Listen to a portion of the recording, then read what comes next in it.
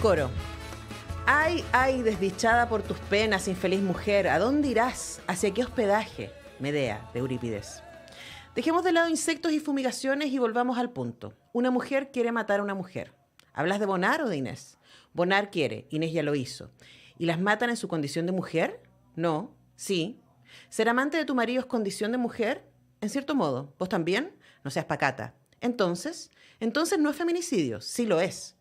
En el feminicidio mata un hombre. No estoy de acuerdo. Matar un hombre, obvio. Pero ¿qué pasa si mata una mujer a otra mujer en su condición de mujer? No es que quiera cebarme con los hombres, solo creo que si nos damos cuenta de que las mujeres son, en conjunto, radicalmente menos violentas, tal vez seamos capaces de teorizar acerca de la procedencia de la violencia y sobre qué podemos hacer al respecto de una manera más efectiva. Rebeca Solnit, los hombres me explican cosas. Hay mujeres violentas, no hablo de la excepción, dijo, en su conjunto. ¿No escuchaste? Inés además no es violenta, pero cometió un acto violento, matar a Charo. Eso es otra cosa. La muerte de Charo no fue feminicidio, sí lo fue. Nos estamos perdiendo en una discusión teórica del derecho y no somos un jurado. ¿Qué somos? Un coro, una asamblea. Votemos.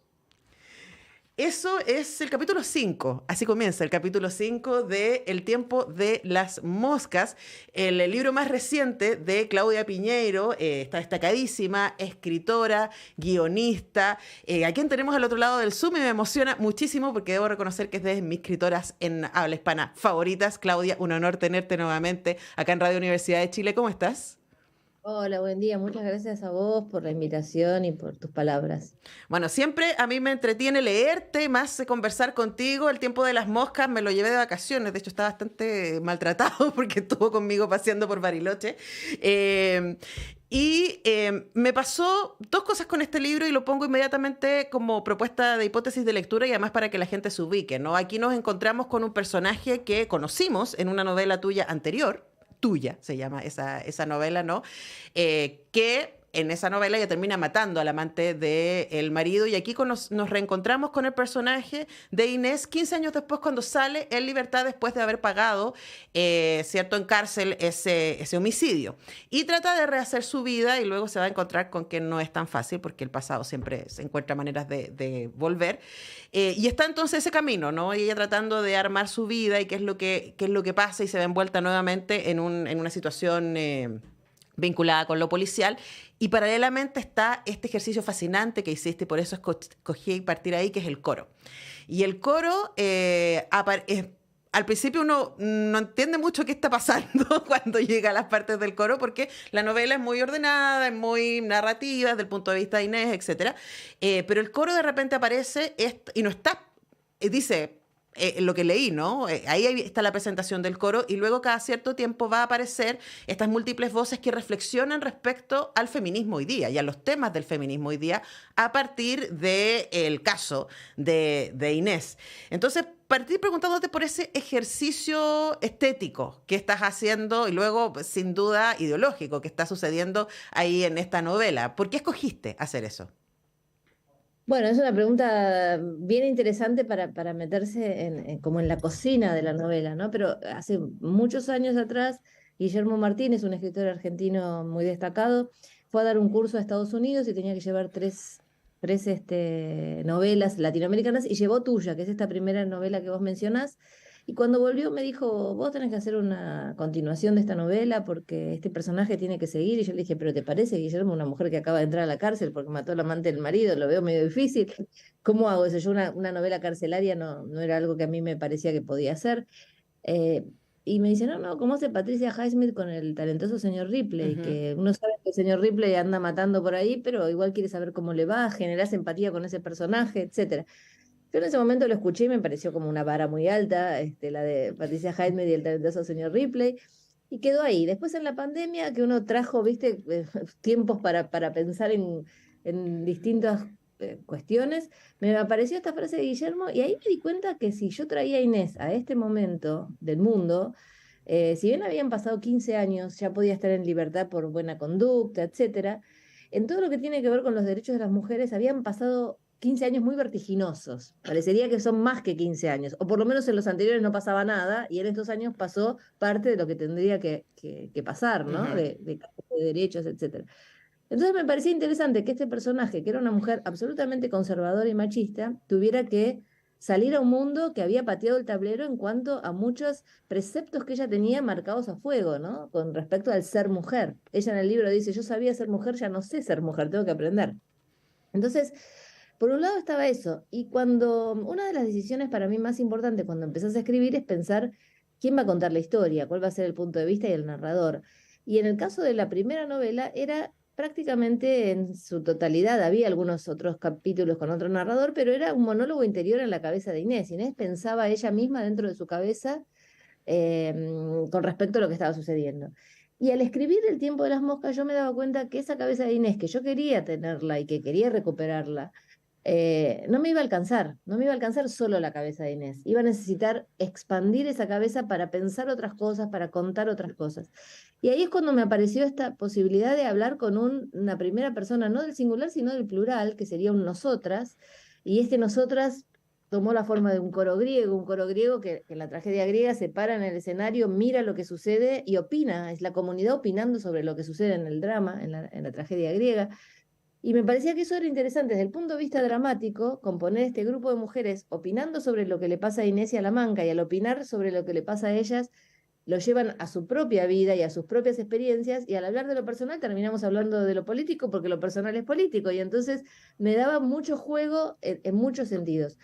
Y después esta cosa de pensar que no solamente es un coro, sino que es una asamblea, y como bien vos leíste, termina diciendo votemos, porque es la estructura que encontró el movimiento feminista para conseguir muchos logros, ¿no? Transversal a distintos partidos políticos, poner como foco lo que queremos conseguir y no de qué partido somos cada uno para perdernos en minucias, o por lo menos en la Argentina, pero me imagino que en otras partes será igual. Y esto de siempre escuchar al otro. Vos leíste en el medio, creo que una frase de Solnit. Cada tanto el coro tiene frases de personas, de mujeres que son muy importantes dentro del feminismo y la literatura, pero que están en la misma categoría que las otras voces que están en el coro, ¿no? Hay que escucharlas, hay que pensar si uno está de acuerdo o no, y después votar, ¿no? Sí, bueno, ese ejercicio es muy fascinante por un lado porque es un ejercicio muy culto en términos de teoría feminista, diríamos, ¿no? Entonces es como que yo estaba, esto lo leí, esto me falta. Ah, mira qué interesante esta autora. Y está buenísimo porque está citada al pie, yo ahí leí la cita al pie para que se entendieran en el texto, Sí, sí. estaba marcado en cursivas. Pero claro, aparece también una cosa que me parece muy poderosa, Claudia, y que yo creo que no se ha visibilizado suficiente, que es la idea de la multiplicidad de voces y experiencias al interior del feminismo. Que en el coro aparece de manera muy potente porque ellas empiezan a contar cosas entre ellas. A mí me pasó cuando hay una parte del coro que está hablando de la maternidad y ella dice, yo no puedo, yo a veces odio a mis hijos, dice otra, y no está puesto con guión diálogo, sino que está todo integrados a un mismo texto, ¿no? A un mismo párrafo. Y creo que hay un ejercicio muy poderoso en respecto a explicitar que todas estas voces tienen un lugar y que todas estas voces son capaces de dialogar entre ellas, incluso viniendo de experiencias tan distintas y teniendo que ponerse de acuerdo con cosas que no son tan obvias. Creo que en términos de transparencia es muy saludable para el feminismo mostrarnos así. Sí, a mí me interesaba justamente mostrar ese ejercicio porque yo creo que uno de los éxitos de las cosas que fuimos logrando tiene que ver con eso, tiene que ver con escucharnos, con saber que no somos todas iguales, que no opinamos lo mismo y seguir una discusión permanente, porque siempre vamos a estar discutiendo sobre temas. Y entonces, de alguna manera, esta novela mira hacia adentro del feminismo, no es tanto quejarse de los hombres y de lo que nos pasa y demás, que también podemos hacerlo hacia adentro, pero hacerlo hacia adentro en el sentido de no opinamos todo lo mismo, en estos puntos vamos a acordar, en estos otros todavía tenemos que seguir trabajando para acordar. Eso me parece que es la clave del éxito y es lo que tenemos que seguir sosteniendo. A veces pasa, no sé, en mi país yo siento que a partir de que conseguimos la ley del aborto, que es una ley tan importante para el derecho de las mujeres, te empezás a perder en cosas menores, ¿no? Empezás a discutir cosas menores de, bueno, ¿y ahora por dónde vamos? Y del espacio, y quién acá, y quién allá. Y tenemos que volver a retomar, me parece, esta forma de hacer feminismo, que es como la marca, ¿no? El sello de lo que hemos hecho, y es lo que nos llevó a conseguir los derechos que conseguimos, ¿no? Claro, ¿y dónde nos encontramos? Yo vivía en Argentina cuando fue la primera marcha de Ni Una Menos y me acuerdo de haber ido ahí a la Plaza del Congreso y lo impresionante que fue esa marea diversa, ¿no? De edad, de experiencias, que fue algo parecido a lo que pasó acá con desde otro lugar, ¿no? Con la performance de las tesis. Quienes participamos en esa performance en sus distintas variedades, también éramos mujeres muy distintas, con distintas experiencias, que desde uno u otro lado decíamos, esto es lo importante. Ahora, esta conversación que estamos teniendo con Claudia Piñeiro sobre feminismo y sobre esas diversidades y sobre esa experiencia está metida en una novela negra. Una novela policial que sigue a esta mujer y que le pasan distintas cosas. Una de las cosas relevantes que le pasan es esto que tú dices, ¿no? Que sale 15 años de la cárcel y dice que el mundo cambió, yo soy la misma que... ¿Cómo me sitúo, no? Y también está su ejercicio respecto a buscarse un lugar laboral, que en este caso es dedicarse a la desinfección de insectos, pero tratando de evitar matar sobre todo a las moscas. Y me acordaba, yo además preparando esta entrevista, justo ayer, por otras razones, estaba leyendo Escribir de Margarit Duras, en donde repite esta larguísimo texto sobre el personaje en El amante, en donde que está mirando la muerte de una mosca, que tú remites acá en el libro, pero acá Duras habla de ese ejercicio y del ejercicio de escribir. Y ahí pensaba, Claudia, en este cruce, ¿no? En qué es lo que a uno le interesa escribir y es donde uno se fija, lacanianamente, decíamos, ¿no? Donde me quedo pegada ahí porque me parece importante. ¿Cuáles sientes tú que son los lugares que te fijan y que de alguna manera reaparecen cuando quieres escribir? Y que aquí, claro, porque esta novela, El tiempo de las moscas, de alguna manera habla de tus novelas anteriores, no solamente de tuyas, sino de tus temas. Claro, mira, primero voy a tomar una parte que mencionaste al empezar, ¿no? Bueno, está todo esto metido en una novela negra. Vos sabés que cuando me hacen reportajes, sobre todo cuando me hacen reportajes de hombres, te preguntan, bueno, ¿cuáles son los temas que vos querías incluir en la novela? Y yo todo el tiempo digo que el mecanismo es al revés. No es que yo quería incluir estos temas y por eso pensé, ¿qué novela escribo para poder hablar de estos temas? Sino que el camino es exactamente al revés. Tengo estos personajes, estas dos mujeres que acaban de salir de la cárcel, que se tienen que apañar para seguir adelante, para conseguir trabajo, etc. Y en ese sentido, estas mujeres salen a la calle y se encuentran con esos temas. No es que los temas los quiero incorporar yo en la novela. Yo cuento una historia de dos mujeres que salieron de la cárcel y que se tienen que apañar para seguir adelante y salen a la calle y se encuentran con los mismos temas que nos encontramos todas, que son estos. Lo que me parece es que la literatura en algún momento sesgó algunos de estos temas porque parecían poco interesantes para la literatura. Lo que le pasa a las mujeres no era tan interesante para la literatura. El mundo importante era otro. Entonces ahora parece que son temas que traemos, ¿no? Lo que estamos haciendo es incorporar una parte que fue sesgada durante mucho tiempo de circunstancias que nos pasaron a las mujeres. Y a la Manca y a Inés le pasa cosas con la maternidad, discuten la maternidad, no están tan seguras de la maternidad, tienen problemas cuando salen a buscar trabajo, tienen problemas de violencia doméstica, tienen problemas de tener que cuidar a otro, todos problemas que nos pasan a las mujeres. Ahora, no son temas traídos para hablar de esos temas ideológicamente o militantemente. Por supuesto, yo soy militante del feminismo y me interesan esos temas, pero quiero decir, lo que hago es mirar el mundo y decir, bueno, ¿qué está pasando? Yo salgo al mundo y ¿qué pasa? Bueno, esto le pasa a los personajes, ¿no? Entonces, ahí vuelvo al final de tu pregunta, ¿no? ¿Cuáles son los temas? Y los temas son justamente, me parece que temas que son recurrentes, que es el lugar de la mujer en el mundo, en distintas mis novelas está eso, la mirada sobre la maternidad. Me parece que digamos, acá hay como un paso en el sentido de que hemos hablado de la maternidad muchas veces, hemos hablado del no deseo de la maternidad, hay mucha literatura interesantísima, ustedes tienen a la chilena Lina Meruane. Contra la maternidad, contra los hijos. Contra los hijos. Que es un libro extraordinario, y hay muchos textos sobre el deseo de no ser madre, que también es un deseo, y también me parece que esta novela, El tiempo de las moscas, habla de qué pasa cuando sale mal ese vínculo, qué pasa cuando una es madre y sin embargo las cosas no son como te imaginaste, no puedes generar un vínculo adecuado, incluso hasta te podés estar sintiendo incómoda con tus hijos, no tenés ganas de estar o sea, todas esas cosas pasan y no son cosas de las que se hablan tanto porque entonces parecería que la mujer está fallada, ¿no? Y lo que estamos tratando es de traer a la conversación eso, ¿no? Las cosas que nos pasan, donde uno se puede sentir identificado.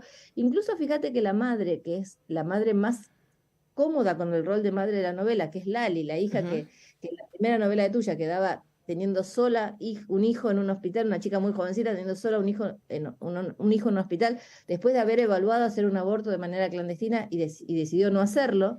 Porque también pasa eso, ¿no? Parece que las feministas, porque queremos la ley de aborto, todas las personas y todos los personajes tienen que hacer un aborto. No, este personaje claramente quería ser madre y fue madre, a pesar de haber evaluado las circunstancias de hacerse un aborto, porque no eran circunstancias fáciles para ella. Esta chica, que en esta novela ya creció y tiene una hija de 15 años y un bebé, es la que claramente tiene un mejor vínculo con la maternidad. Sin embargo, ella dice, cuando estoy sola, no sé por qué pienso estar en una playa, mirando un barquito que se mece en el agua, y estar absolutamente sola. Esa cosa de que no venga nadie y diga, Mm. mamá, interrumpa ese momento de soledad, ¿no? Entonces me parece que también permitirnos eso. Y en el caso de Inés, Inés ha tenido en la primera novela un vínculo pésimo con su hija, mejor dicho, no ha tenido vínculo. Ella ha inventado un vínculo hacia afuera, que era una familia perfecta, con un marido perfecto y una hija perfecta, y no había vínculo ahí, había todo mentira. Recién en esta novela, en El tiempo de las moscas, cuando ella acepta que ella no nació para ser madre, que ella no siente un deseo de maternidad, que incluso no se siente vinculada con su hija, recién cuando puede decir eso es que empieza a poder hacer algunos movimientos para acercarse al Ujú. vínculo, a otro vínculo, a un vínculo diferente, a una maternidad diferente probablemente.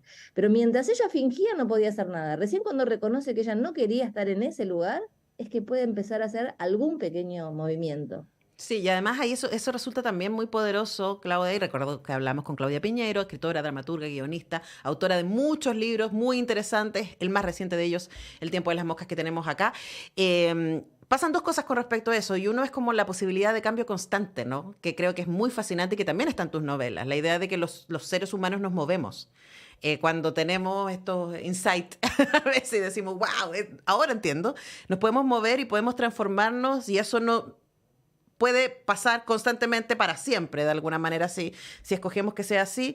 Y por otra parte, que a mí me fascina y quiero remarcar esto, porque quizás ustedes están escuchando esta entrevista y están pensando, oye, qué libro más intenso, qué feminista, pero debe ser un ladrillo. Y el tema es que no, po. Lo interesante es que Inés y La Manca, su compañera con la que fueron amigas en la cárcel y que luego van a desarrollar un negocio juntas y paralelamente, están metidas en un caso particular. Y ese caso particular es el que lleva la novela, ¿no? Y es un caso policial.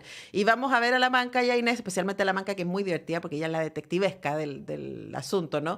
Buscando pistas y siguiendo eso. Y quería preguntarte cómo se mantiene ese equilibrio, ¿no? Porque la novela nunca deja de ser una novela policial. Están todos estos temas que conversamos, pero hay una estructura que sostiene y que en las últimas 50 páginas da una vuelta que uno dice, wow, ¿cómo? No, el clásico de, pero estaba todo ahí, no lo vi, ¿no? El clásico levantada de telón que es muy entretenido para el lector o para la lectora. Cuéntanos respecto a mantener esos equilibrios. Sí, a mí me interesa mucho manejar el suspenso, ¿no? Incluso hablando de feminismo, como decís vos, ¿no? Porque parecería, por eso te digo que no es que yo quería hablar de feminismo, sino que hay una historia de Inés y La Manca, le proponen un negocio que le puede traer mucho dinero, pero también las puede volver a llevar a la cárcel, ellas tienen que decidir si lo hacen o no, y ahí empieza una acción como trepidante, ¿no? De lo hago o no lo hago, y si lo hago, ¿qué riesgos corro? Y a quién, porque también en mis novelas que tienen estas características policiales, en general tienen un corrimiento de la pregunta clásica de policial que es quién lo mató y por qué, ¿no? En Ujú. Catedrales no era quién lo mató y por qué, sino qué le pasó a Ana la Claro. pregunta. Y en este es como que el crimen es a futuro. Uno se pregunta no quién lo mató y por qué, sino a quién van a matar, porque está Ujú. claro que esta mujer quiere matar a alguien, pero a quién va a matar, ¿no? Y la matará o no, y lo impedirá o no. Entonces hay una modificación que creo que le da aire al policial, ¿no? Esa cosa de estar todo el tiempo empujando un poquito los límites del policial. Pero de todos modos, a mí me enorgullece que esta novela está de finalista en la lista larga de la novela de Vargas Llosa, donde hay otras 11 novelas extraordinarias, y a su vez está también de finalista en el Dashiell Hammett de la Semana Negra de Gijón. Entonces eso me gusta mucho, ¿no? Que una novela de género pueda participar en la conversación de distintos mundos literarios. Antes parecía como que no, ahora está pasando con el terror, con Mariana Enríquez, con Fernanda Ampuero, que también son géneros que empiezan a meterse en la discusión de la literatura en general, como siempre debería haber sido, Bueno, pero parece como que a veces se veía como lugares estancos, ¿no? Entonces, bueno, para mí manejar el suspenso era muy importante y eso lo voy graduando, tratando de justamente parecerme a Patricia Highsmith en un sentido, ¿no? Que dicen que Patricia Highsmith, cuando vos empezás un cuento de ella y hay un niño y hay un pozo, ya empezás a temblar porque decís algo va a pasar acá, ¿no? Y por otro lado, otra cosa que quise sostener mucho, que tiene tuya la primera novela, es el humor, ¿no? Mm. Yo creo que para contar muchas de estas cosas hay que contarlas con humor es una herramienta muy buena porque le permite al otro seguir leyendo. El suspenso y el humor hace que el lector viene con vos y mientras tanto vas contando otras cosas, ¿no? Claro, y además vuelve muy empático a los personajes y nos permite entrar con ellos y acompañarlos. Y me quedé pegada pensando en este ejercicio del género, ¿no? Y justo el otro día me preguntaron por Instagram qué novelas creía que nos haría bien leer para tener una mejor sociedad. Y yo inmediatamente pensé en La mano izquierda de la oscuridad de Úrsula K. Le Guin, que es una novela de ciencia ficción y probablemente es en el género Es- el lugar más accesible para pensarnos trascendentalmente. Por supuesto que los ensayos son importantes, la poesía, ayer fue el día de la poesía, son fundamentales, pero por lo menos a mí entro por el género y cuando estoy ahí metida con los personajes empiezo a pensarme y eso encuentro que es el poder de espejo y de ventana que tiene el arte, ¿no? La cultura. Así que muchas gracias, Claudia Piñeiro, por este a vos. tiempo. Gracias por tus libros y por compartirte nuevamente acá en Radio Universidad de Chile. Un honor tenerte. Muchísimas gracias por esta conversación y por tu lectura. Que estés muy bien. Te mando un abrazo que llegue hasta Argentina. Nosotros tenemos que despedir este programa de día miércoles. Volvemos mañana a las 10 con todo el equipo a hacer semáforo. Que tengan un estupendo día.